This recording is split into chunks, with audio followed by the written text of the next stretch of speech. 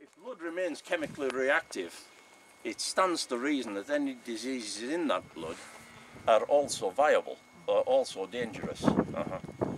So you're immediately dealing with considerations which most archaeologists choose not to confront.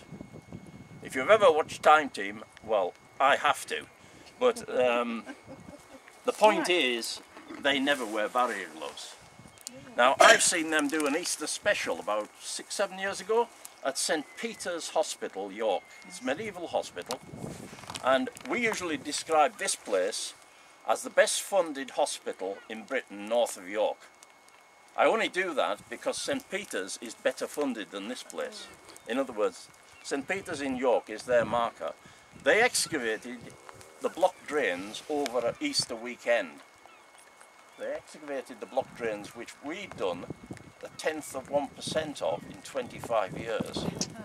Now, it's a change in emphasis, but they dived into the drains free of barrier gloves, and I winced, frankly.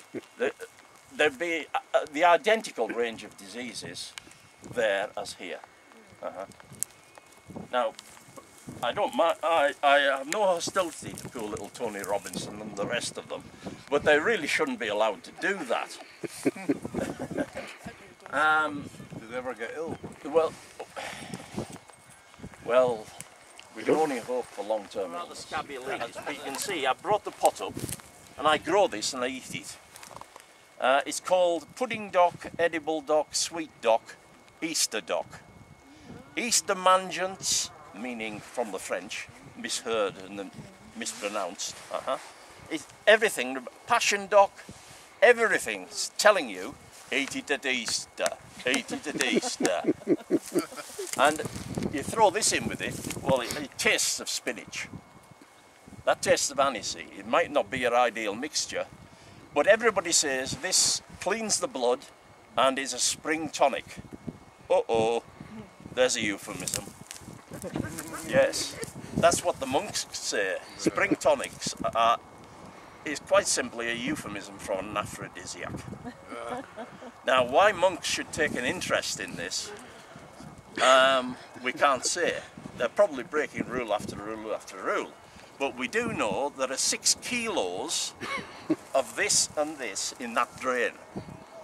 And this plant is not native to Scotland, but is native around, to as far north as around Carlisle.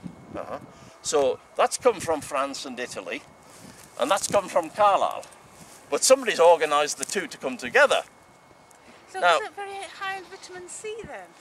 You're telling me it is. Yeah. If that's growing like that at Easter, yeah. well, first there's more bulk in that than anything else. Well, look around you. Yeah. Prosperous. Well, we try to get to the bottom of this. Now, that preparation is usually called dock pudding because that's the main ingredient. Now, you may not know this, and if anybody's in need of a good local event for Easter, at Millenroyd near Halifax, there is this weekend the World Dock Pudding Championships. Now, you didn't think of that, I say accusingly. Now, I've been to this twice, research, and there are at least 2,000 entrants. Now, they're doing it properly, and they've all got their own recipes, and they compete. And typically it's put with bacon. I don't know, that seems to be how the competition's run. And you get various age groups. They've got a youth policy, so this tradition isn't going to die out. And quite simply, we interviewed people because we've carried out a formal analysis at the Scottish Agricultural Laboratories at Auchincruive to find out what's in this, because everybody recommends it as a spring tonic. Now, there aren't all that many plants you can choose from at this time of year, but these two come up again and again and again. So we've got 2 lines of attack: formal analysis, what's in here and could it do you any good? You have to be open-minded about it. And second, we interview people who lived all their lives in the Halifax area and ask them what it did for them. Now, the stories we interviewed, we tried to get submitted in a scientific paper to the Lancet, but they thought it was a little saucy. We interviewed 40 centenarians, and every one of them claimed they were only alive because of this. And they went on to be vindictive about their deceased siblings.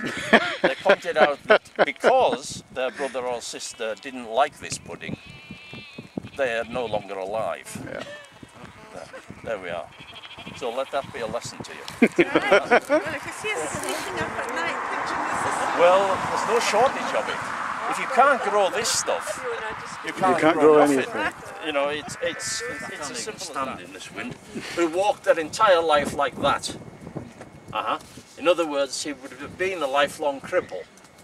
He had ridges on his heel bone, which you don't have in the normal way of things.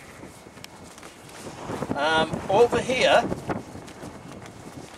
you can only assume then that the heel bone indicates some sort of surgery. We've got nothing else of the rest of his foot. So presumably the heel bone is surviving, the sole surviving part of his foot. The rest has been destroyed in whatever accident led to the emergency. You follow? This is what I mentioned already, but I'll mention in passing. It's a combination of the seeds of hemlock. This is it from as it's growing now, and those are the seeds. This is from last year. This has been in there since last year, and shows you what life these seeds have got. Now, if you knew hemlock in the Middle Ages, you'd probably give it a Scots name. Hemlock doesn't tell you anything. You know, it doesn't. Most names in the past would tell you how to use the plant or how to avoid it. This has got a very telling name in Scots and in North English. This is Deedmen's oatmeal. If you think that's oatmeal, you're deed. Now, if that is put in your oatmeal, or to modernise it a touch, muesli, you're very unfortunate, because you wouldn't be able to pick it out. It's disguised. And that's the warning in the name. I guarantee you won't forget that. If you do, you probably deserve what happened. Frankly,